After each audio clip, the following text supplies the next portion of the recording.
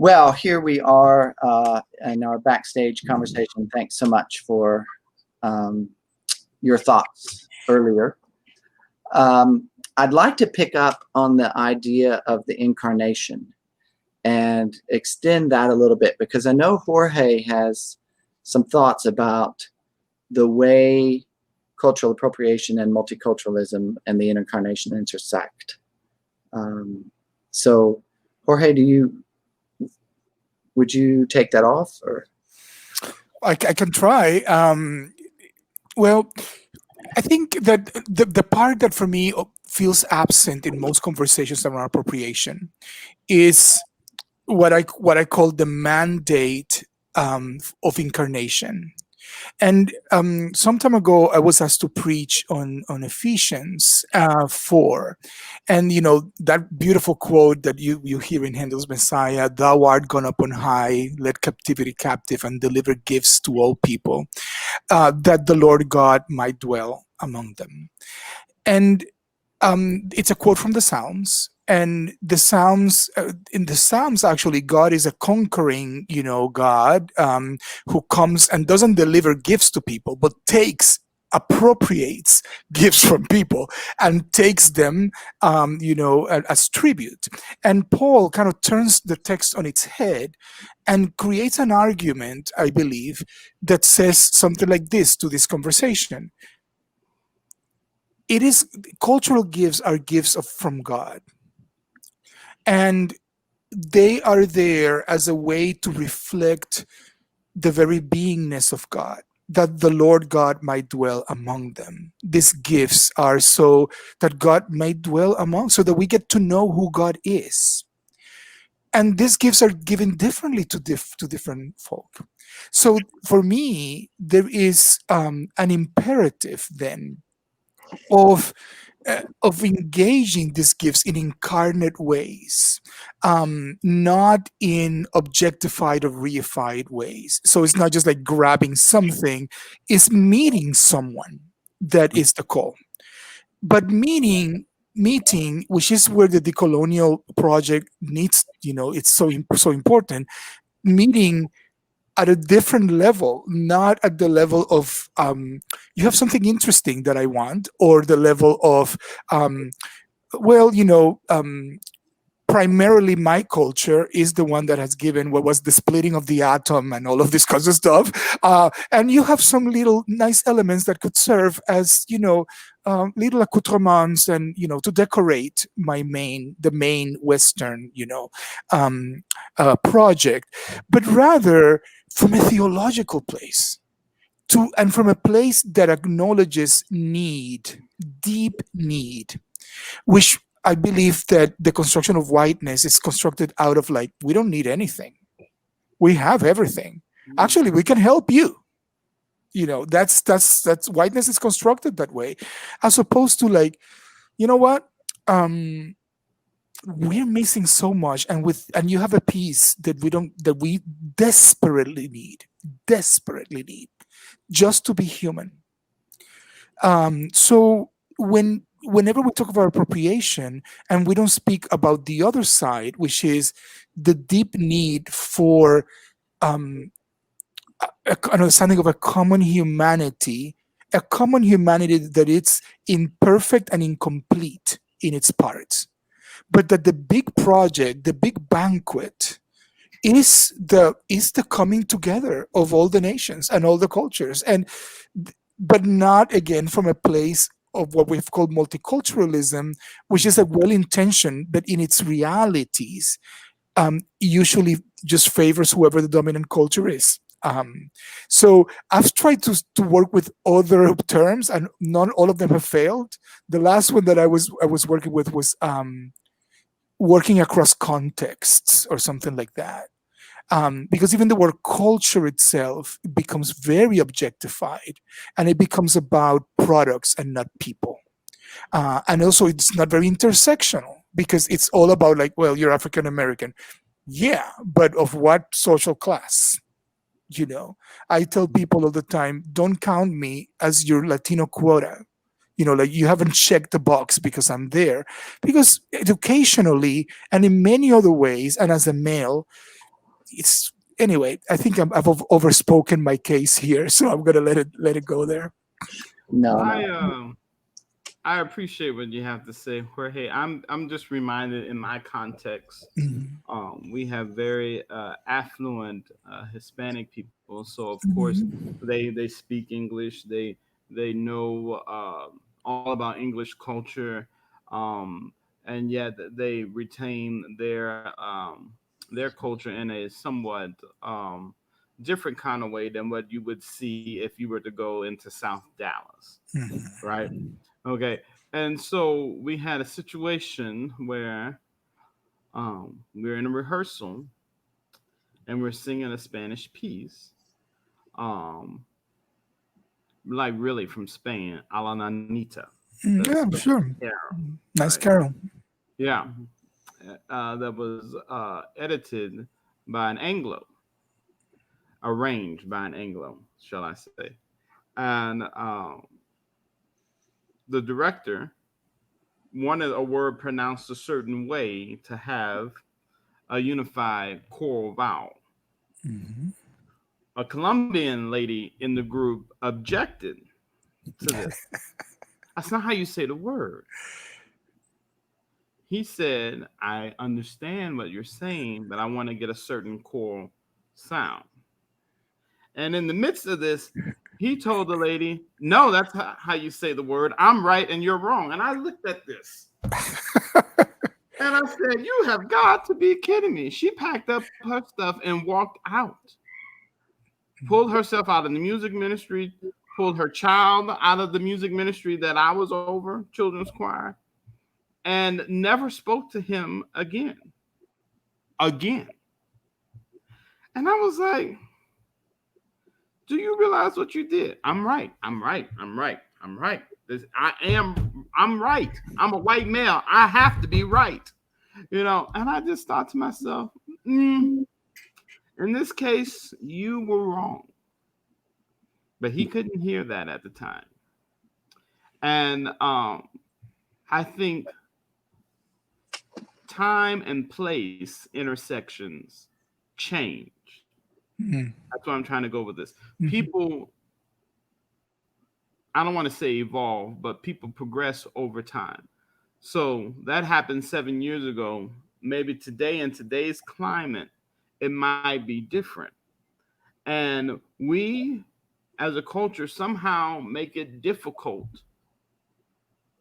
for a person, no matter what position they're in, power, no power, to have the ability to think and change their mind. You notice this? I see this. Well, that's not what you said 10 years ago about the same situation. Well, 10 years ago, I didn't see what I saw now. And we make it very difficult and I'm saying this for people in my culture to understand that people in the older culture will not always think the way they thought. Because times are changing. When Jeffrey said, give yourself a little grace, the other side needs to give grace too, because their thought process is evolving. Now, I'm not saying they're there yet because they still see with blinders on. But what I'm saying is that some of the blinders, some of the scales off the cataracts are starting to fall off. So this speaks to the another place where I think the incarnation intersects this conversation, and that's in the concept of messiness. There is no question that God could have appeared incarnate as a full-form 33-year-old, or 30-year-old man and started ministry. I mean, just dropped out of the sky, right? And maybe, been quote unquote more effective, right? Because people would have paid attention because they said, oh my God, person just dropped out of the sky. They must be from God.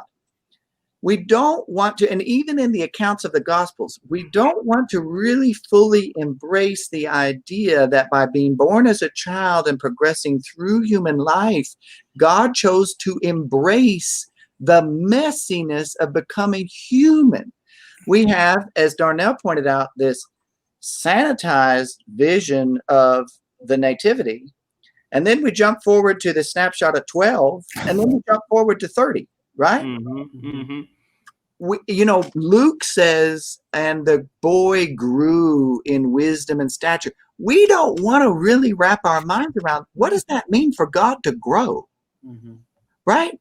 Do you really think that as a baby, Christ was never, fussy? Or that as an adult he didn't have to learn how to deal with other cultures, as is with the woman, Syrophoenician woman, or the Samaritan woman, or the centurion. It's like, right. I mean, it's all there if you want to see it.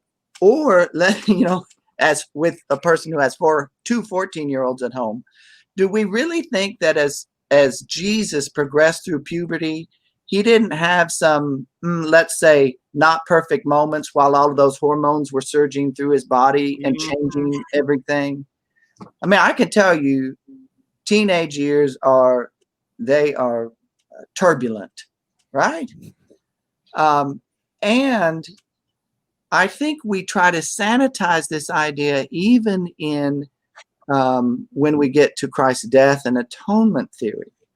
Because why did Christ have to die? We start running to all of these explanations of, well, it was for this, he had to do this, do that. We turn it into a transaction, Darnell. The atonement becomes the crucifixion becomes a transaction, and instead of just saying, I'm a systematic theologian, so I'm not saying this is the whole of it, but starting with Christ had to die because death is part of the messiness of being human. And it's messy. There's, don't try to sanitize it. So that's a revelation of people, though, when you say that. Well, yes. But, I mean, when I say to people, the overarching message I get from the gospel is that Christ came to earth and became human and discovered this is messy. Life is messy. Like these people's everyday dealings and just getting through life is so messy. There's no black and white. Like there's so much gray going on in this world. Well, no, there's also brown. I mean, Yeah, and fuchsia and magenta and everything. But it's people are that when you say that to someone for the first time, they haven't heard that or thought that, it really floors people to think of. So if we can embrace this understanding of how God moves toward reconciliation and toward redemption in its fullness, not getting everything right the first time around, right? As Jorge said, not doing the white thing and saying, well, and getting into paralysis. If I can't do it right, I'm not going to do it. But moving into relationship, which is what the incarnation is, which is what reconciliation is, right? Moving into relationship with other cultures in all of its messiness and saying, wow, I misstepped there, but I'm willing to revisit this and grow to become deeper and more incarnate in my relationship. I think I don't know what I mean. I'm sorry, go ahead. Jeffrey, I mean, here's something that I think could be helpful. When we were planting a new kind of, we called it a cross-boundary church, multicultural, it was the term at that time. One of the things that I told myself was this: I will know if it has worked according to the friendships that get developed. So, and I'm not talking about just race, but also social class, in particular social class. So for the longest time, I could not understand. It's like I would invite people to my home, but they would not invite me to their home. And that meant something because until some of those boundaries started breaking. So I would say for people who are very concerned about, doing it right, or particularly around music and stuff like that, it's, well, as long as it becomes a door that leads to the kind of relationship where you can freely go to each other's homes and there's no shame, it's like, that's where you want to, that's the, Yeah, that's the gold here. You know how capitalistic can one be? That is the goal, GOAL, that you want to go for. Everything else, including your beautiful vowels, singing, a Spanish carol. It's just like everything else is like that's nothing.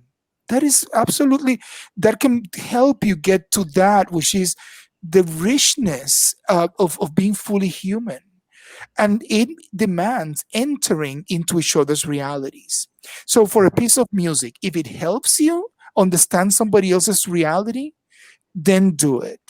If it only helps you to feel good about yourself because you're doing multicultural music or because it sounds good, you're appropriating. You are appropriating because you're not interested in the people. You're just interested in yourself. And that's not the gospel. I think it opens up a whole other can of worms, because it opens up the issue that we live in a really segregated society, which like no one wants to talk about. They talk about segregation like it's something that happened way back then. We live in a really segregated society. And I will tell you this, I would love to think that I would have the same feelings and consciousness and beliefs if I had grown up and worked and lived in a homogeneous atmosphere, but I don't believe it. I try to give grace to people when they're trying to evolve, let's say, on their feelings about LGBTQ folk. I try to give grace because I sang in choirs all my life. I sang in choirs as a boy. Has there ever been a time where I haven't known a friend who is gay? Pretty much not. And that's informed my feelings. I grew up in East Arlington and I teach in Mesquite. The only time I really spent in a white space was when I was on a full ride at TCU. That was it. That was the only white space I operated in. So that affects how I feel about when you talk about people from different cultural backgrounds. They have there's a face to it. Like you said, they're people I've had relationships with. And so that affects how I approach engaging with them, or if I'm engaging with an element of their culture, because that human element's present. I think what's so hard for us as a society is so many of us live in a bubble. The more I go out and judge other competitions, like I said, I'm in a school that's probably 65, 70% Hispanic, 15 to 20% Black, 15% white. So we have a mix of people. I'm surprised when I go to other parts of the state and I judge a choir and everyone's white, or a choir comes on, everyone's Black. I think that until we find a way, and then 11 o'clock on Sunday morning, folks. Until we find a way to where we're engaging each other as human beings, that battle becomes so much harder to get people to look beyond just the elements of a culture, but to see the people of a culture. But Ryan, I'll problematize a little bit of what you just said, because this is one of my favorite moments. We have big churches, United Methodist churches in Plano, Texas, and they're big white churches. And I am friendly with the musicians in those churches. And we were at a restaurant in Plano, and we're talking, and they are, and it's a sad thing to say, one of them was saying, well, we are more multicultural because we have 8 Black families out of 5,000 members. And the other one was like, well, we have 2 Asian families. And I was just listening to them, and I just say, okay, stop. Look around. This restaurant, is this Plano? Yes, it's Plano. Look around this restaurant and identify just by the markers the multiculturality that is already here. Because what their excuse was, this is Plano and we don't have, well, who's doing your gardens? Who is cleaning the houses? But it's so we Plano. I know exactly what he's talking about. Yeah, I know what they think. So they think that way. So the same thing happened. I went to do a workshop in, I think, out of all places, somewhere in North Dakota. And I always offer, and I go if there's a Latino community, I would love to give the workshop in Spanish too. And they told me, oh no, there's no Latino community. No, not at all. Not here. Go, okay. On the first day when I arrived, there was a Latino pastor who heard from a friend that I was going to be there and gathered Latino people who were working in factories and all kinds of stuff. The workshop in Spanish was larger than the workshop in English in terms of attendance. So the fact that we don't see it doesn't mean it's not there. It's that we have created the kind of segregation that even when we are right next in front of each other, we can still ignore one another. Now, there are spaces, like you said, Brian, where some of those boundaries are broken because of, I would say, just numbers sometimes, and sometimes intentionally. But I wonder. Where I am, Mesquite, it's real simple. We all poor.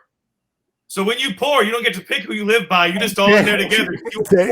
There you go. So socioeconomics, demographics. Yeah. But to say in the United States that you cannot have relationships across cultures, they're just not here.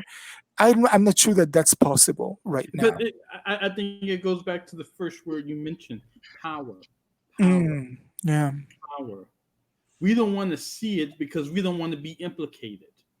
Okay.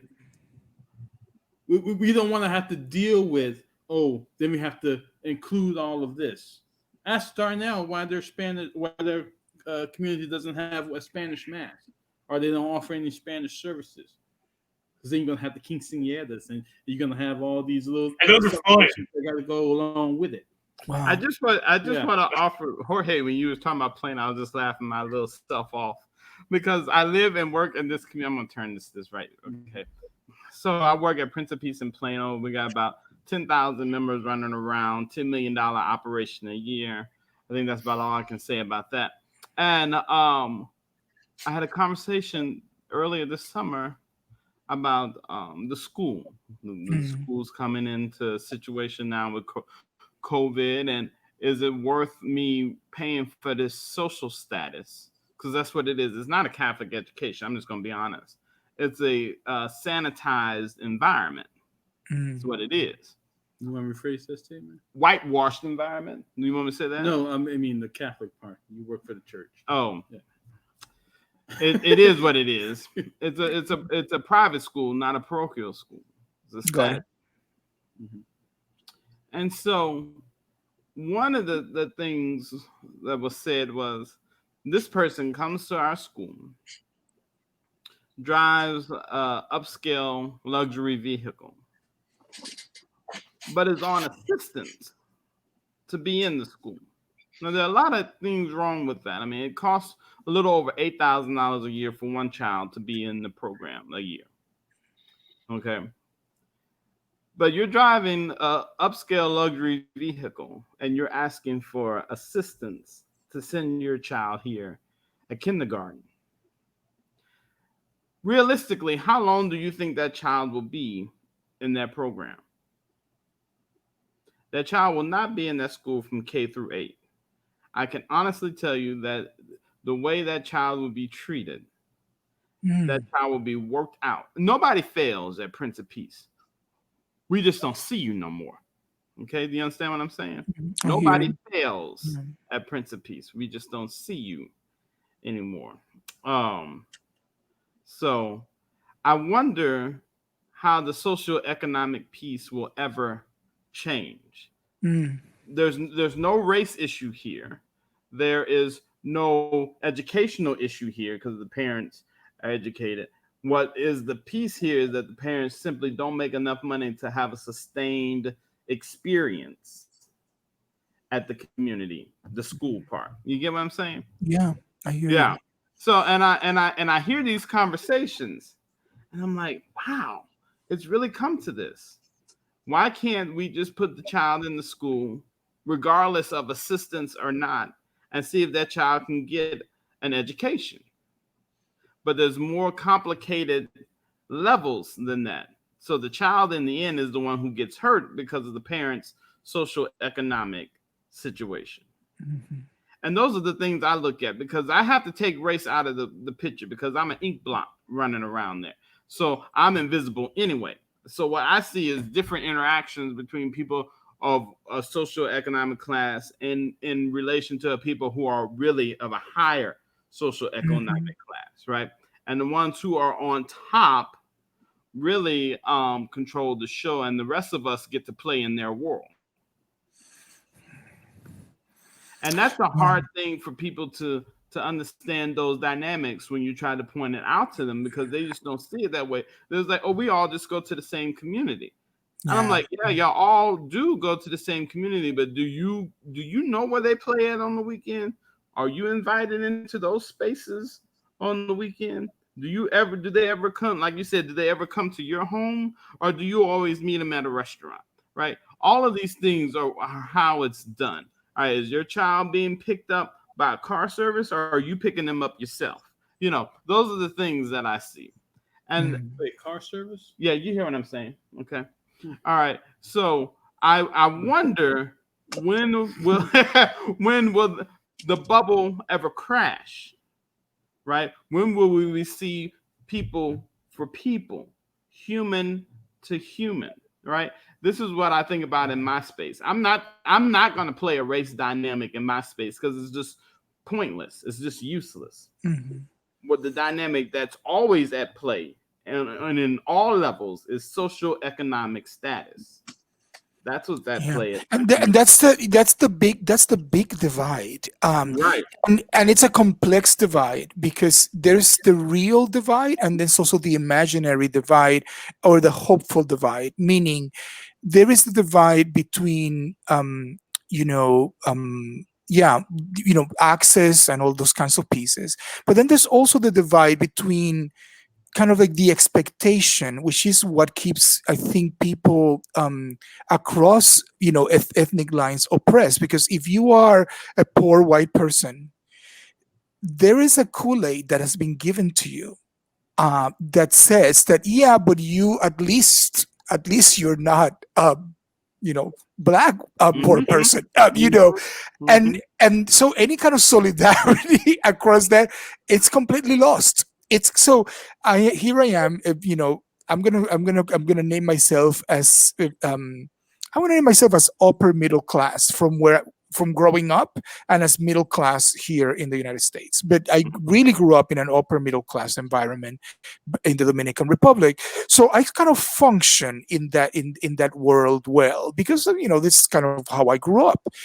And then I see people here that I meet, and that would look down on somebody of their same socioeconomic level, because the race and ethnicity piece, it's kind of put in the middle.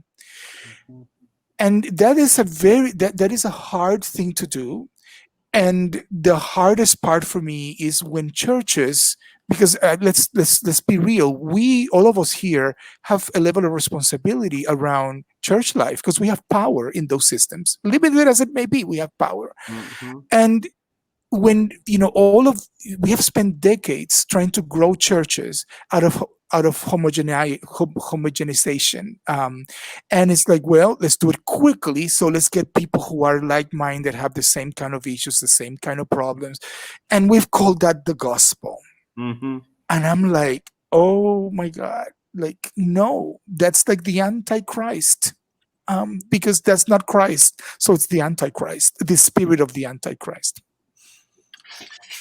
So, I have to admit that, and it's, you're saying, Darnell, because you function that surrounding, and you're just like an inkblot, race doesn't factor in. Since I'm white, it doesn't factor in either. That's probably the one group of people I've struggled my whole life to not resent. Having grown up the son of a custodian, having spent every day after school from 4 to 11 since I was 4, cleaning offices with my parents. I mean, when I'll tell you what, when I got my scholarship to TCU and was in classes with a lot of those upper class folks and hearing how they viewed the world, it was very difficult for me. That's probably the one instance where actually I've had trouble not dehumanizing somebody. Was in that. So it wasn't an intersection of race for me. It was an intersection of class for me. Do you know what I mean? And I see that some in my students.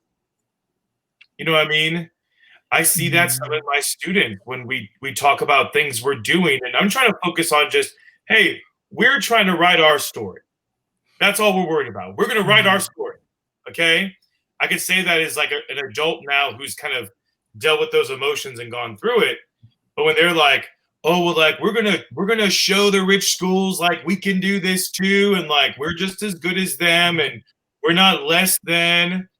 I mean, that's a big divide. That is, and I would say as someone who grew up with my economic situation, I think that there's poor culture in America. Mm-hmm. You know what I mean? There's poor culture, there's rich culture, there's upper middle class culture, and I think that that's another interesting dynamic that wasn't the scope of this discussion. But Jorge, in your really perceptive talk about the messiness of life, right? It's kind of this into that space. So I mean, and you know what? You also mentioned this too, and this is part of being suppressed by a dominant culture. A lot of people like me have been controlled by the ones who control everything by being like, no, I know you're poor, but at least you're white. Yeah. Do you know what I mean? And I, you know, people who grew up like me who were poor but white, we've had to have lots of conversations like, now look for a second. Who do you really have something in common with? Who do you really have something in common with? Who actually knows what your life is like? Other poor people of whatever color they are. That's right. That's you know right. What I mean? That's and right. So that goes into a whole other dynamic of how our society is built and segregated. It's so interesting that Darnell kind of has that. It's like you're a fly on the wall almost. You have that view of what's happening in that dynamic. But Ryan, if you didn't come out as poor, everybody who's watching this would not assume that you're poor. That's 100% right. That's so right. You know, but in spaces where I go, I have to perform. So I have to wear like either an ethnic shirt as I'm wearing. So I'm become like the ethnic person, which is kind of like, but if I wear something that doesn't signal in a board meeting, for example, if I don't wear it, you can come in a t-shirt. But if I come in a t-shirt, the assumptions that we paste on one another are huge. And I am so glad that you've brought this up and you brought your own upbringing, because here we are. I grew up with a lot of economic privilege, and you grew up with a lot of economic, disprivileged economically. But the way that people perceive us when they see us are completely different. And that perception is even built in ourselves. I'm talking about in people of color. Yes. Because it is given to us all around. And the things I see on social media today, when people who have been disenfranchised ask for equity, then all of a sudden they're playing the victim card. I don't, it amazes me. Okay, now that is a topic for another day. Oh yeah. We have wandered off of our topic, and we're out of time. Although it strikes me that where we've come to is to talk about a kind of cultural appropriation that happens inwardly. Appropriating the culture of poorness, appropriating the culture of middle classness or upper middle classness, and how that breaks relationship, or is an impediment to creating relationship, either within ethnicity or across ethnicity. So this is a fascinating topic that I think would be fascinating to take this up at another time. Jeffrey, have you noticed how? Sorry to interrupt you. No. I've just been doing my own studies about what's been going on, and I recommend to anyone on right here now to read Eddie Glaude Jr.'s new book, Begin Again. What is it again? What's the name? Begin Again. Begin Again. So it's a history of civil rights in the 1960s, 70s, and 80s through the lens of James Baldwin, who was always constantly writing about the situation. And what I've noticed at times, you will see Baldwin, who is an openly black gay man, right, fall in and out of step with his community. Mm-hmm. All right. And then he will even fall in and out of step with America, fleeing to Paris for 17 years to understand his life. And then he realizes that he has even created a sort of like prison in his own mind about the reality that was always in front of him. And so what I'm saying is we tackle this in pieces because white culture has always compartmentalized everything. Other ethnicities sort of approach things in a more holistic view, right? We, in African culture, we're going to celebrate a death with food and drinking and dancing the same way we're going to celebrate a marriage with food, drinking, and dancing, right? And I'm sure other cultures have that, but in a white culture, it's a very structured wedding, food, than dancing. Whereas in another culture, it's more of a hodgepodge, a combination of all of that going on in the same time. So I'm saying sociologically, we break down steps to dismantling the system in certain parts. First, we just wanted to get free. Then we got free, and then they enslaved us in other ways. And then so we had to break those other, ways down. And now we're here 60 years later, and did really much happen? Did we really get that far? That's what I've been thinking about. So I just wanted to put that out there. Well, as always, I am humbled by your sharing, your vulnerability, your brave spirits, your willingness to enter into the messiness of these conversations. And I'm grateful for the relationship that I have with each of you. And you are welcome in my home anytime. And I've been in your home, Jorge. You have, yes. But we're both middle class. Don't forget that. So we don't get a star in our crown. Too big of a star. I'll see you after COVID, Jeffrey. I ain't going okay. Home during COVID. All right, you're on.